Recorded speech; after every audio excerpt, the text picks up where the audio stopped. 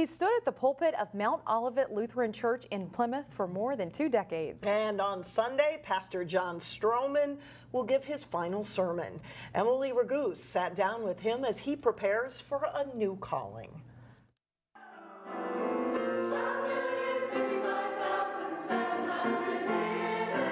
It's all about listening to God, following our callings.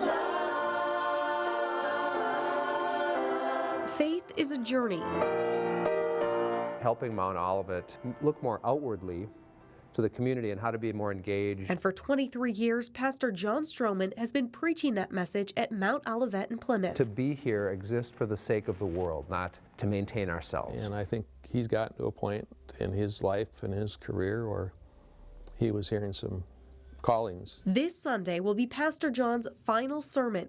He says the church is thriving and his work here is done. Because I was restless inside, which told me that God has other things in mind for me moving forward. He really knew what I needed and how to listen to me and how to give me hope. His members say he's no ordinary pastor. I had more than a couple times where I just went into Pastor John's office and I just said, I should be in a better place, but I'm not. When Michelle Jarvie lost her husband in a car crash, she was lost in her grief. 4 years ago, Pastor John and the church helped pull her back into the light. I love it here. Now happily married and a new mom, she's celebrated with the church too. And while Pastor John has been there for his members, they've been along on his journey. There's the family. A few years ago. From babies born to young men leaving for college. It feels strange because when I came here, we didn't even have kids yet. That puts a perspective on. And it will feel strange to his members that he won't be leading services anymore. John encourages questions. I'll miss that, just that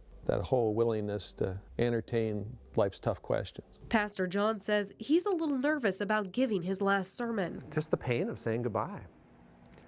That's hard to do. I know that he's going to make such a difference wherever he goes.